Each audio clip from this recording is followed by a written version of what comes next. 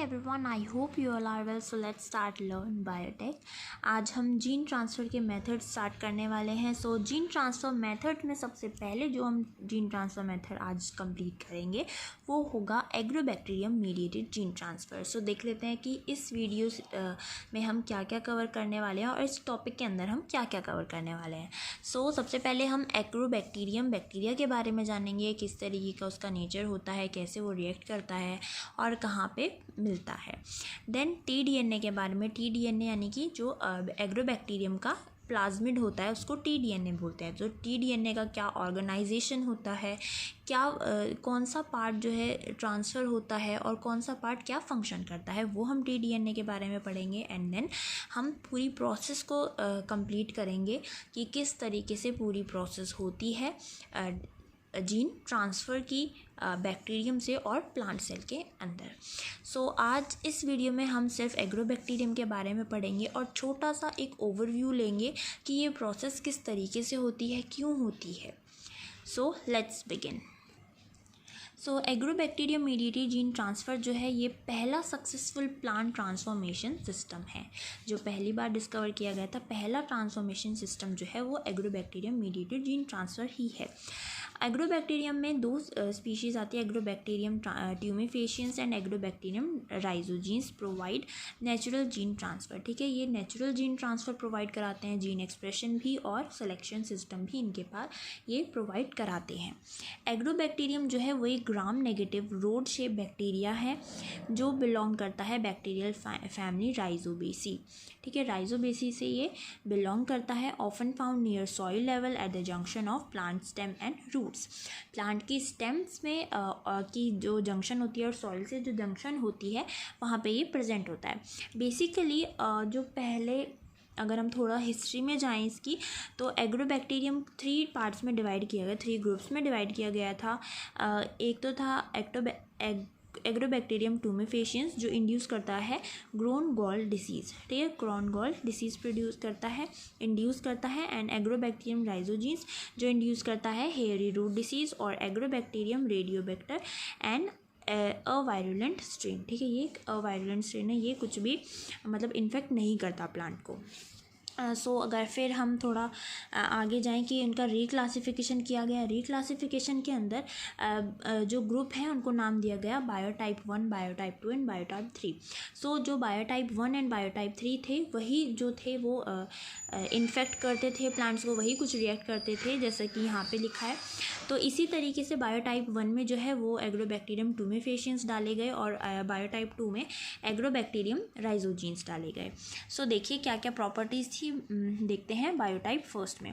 So production of keto galactose from lactose. ठीक है, ये क्या करते थे कि लैक्टोज से कीटो गैलेक्टोज का फॉर्मेशन करते थे.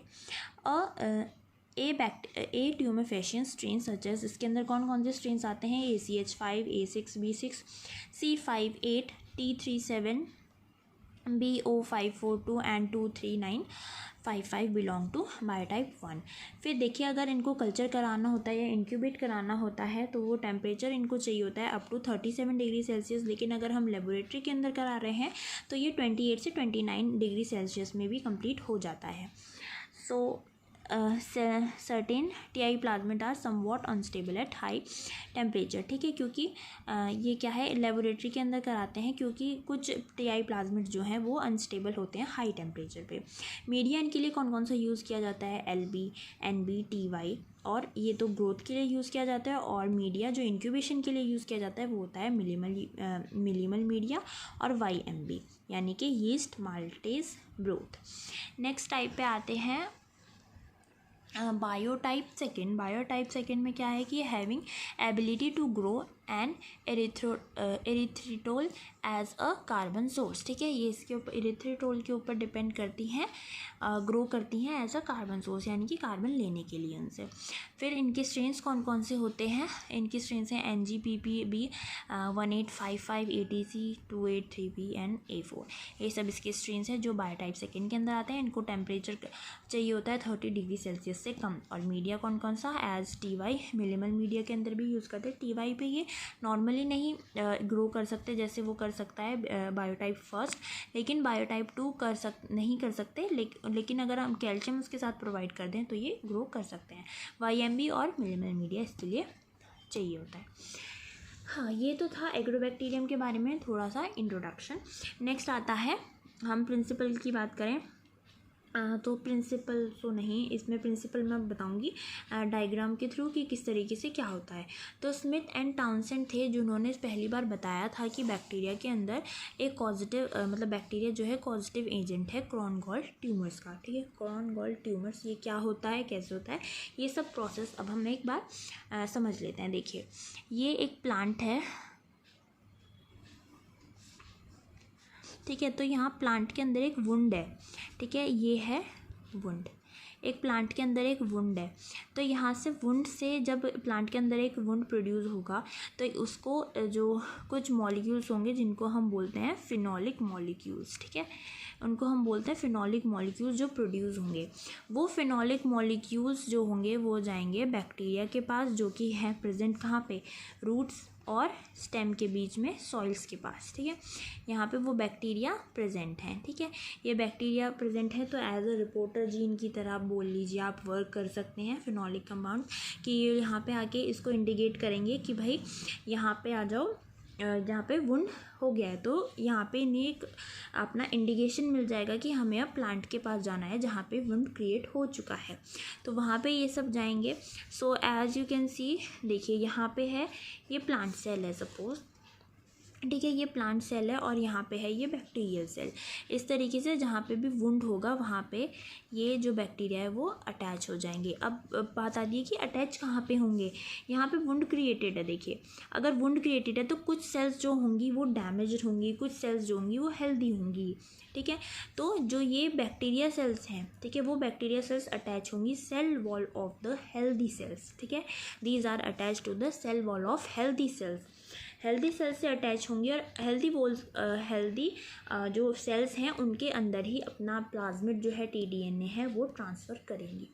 ठीक है, अब देखिए इतनी हमारी स्टोरी कंप्लीट हो गई कि भाई ऐसे ऐसे वुंड क्रिएट हो गया, फिनोलिक कंपाउंड्स ने इन्हें जाके बता दिया, ये आके अटैच हो गए, ट्रांसफ़र होना है। अब ट्रांसफ़र होना है तो सबसे पहली बात तो ट्रांसफ़र हो क्यों रहा है, ठीक है, क्यों ट्रांसफ़र होता है, तो ये ट्रांसफ़र जो है ये इस इंजरी को ठीक करने के लिए हो रहा है। ठीक है, यहाँ पे जो बैक्टीरियाज़ हैं, जो बैक्टीरिया हैं वो अटैच होंगे। यहाँ पे एक रीजन होता है प्लाज्मिड का जिसको हम बोलते हैं ओपाइन सिंथेसिस। ठीक है, यहाँ पे ओपाइन सिंथेसिस होता है, जो डेरिवेटिव्स होते हैं अमाइनो एसिड्स के डेरिवेटिव्स होते हैं उनको प्रोड्यूस करता है। और क्या करता है, जो ऑक्सिन्स, साइटोकाइनेसिस, फाइटो हार्मोन्स जो होते हैं इन सब को प्रोड्यूस करता है। तो इन सब को जब वो प्रोड्यूस करता है सो ये ज़्यादा अमाउंट में प्रोड्यूस होने लगते हैं। ज़्यादा अमाउंट में प्रोड्यूस होने के बाद यहाँ पे इकट्ठे होके और यहाँ पे एक ट्यूमर सेल्स का वो बन जाता है। ठीक है, क्रॉन गॉल बन जाती है प्लांट के ऊपर इस तरीके से। तो यहाँ पे ये फिर ज़्यादा वो होती है, हार्मोन्स ज़्यादा होते हैं तो जो सेल्स की डिवीज़न है वो ज़्यादा होने लगती है और ये क्योर होने लगता है। तो ये इसको जो ये गॉल हो जाता है ना, इस तरीके से स्वेलन अप हो जाता है प्लांट, तो इसको हम बोलते हैं crown gall disease in plants. ठीक है, सो ये था एक मोटा मोटा ओवरव्यू जो हमने पढ़ा। अब इसके अंदर हम आगे क्या पढ़ने वाले हैं, सबसे पहले तो हम टीआई प्लाज्मिड है। टीआई प्लाज्मिड के अंदर कौन कौन से रीजन्स होते हैं, ओरी रीजन होता है, ओपाइन रीजन होता है, फिर ट्रांसफ़र कौन सा कितना रीजन ट्रांसफ़र होता है, उसके अंदर कौन कौन सी जीन्स प्रेजेंट होते हैं, कौन सा जीन एक्सप्रेस करता है, ये सब कुछ हम पढ़ेंगे नेक्स्ट वीडियो के अंदर। और ये पढ़ने के बाद फिर सिलेक्शन का प्रोसीजर भी होता है किस तरीके से, वो सब कुछ हम डिटेल में कवर करेंगे नेक्स्ट वीडियो के अंदर। सो आई होप कि एग्रोबैक्टीरियम मीडिएटेड जीन ट्रांसफ़र का आपको एक ओवरव्यू अच्छे से क्लियर हो गया होगा कि ये किस लिए होता है, क्यों होता है, और एक्चुअली में एग्रोबैक्टीरियम मीडिएटेड ट्रांसफ़र जो है वो है क्या। So please subscribe for the next video. Thank you so much.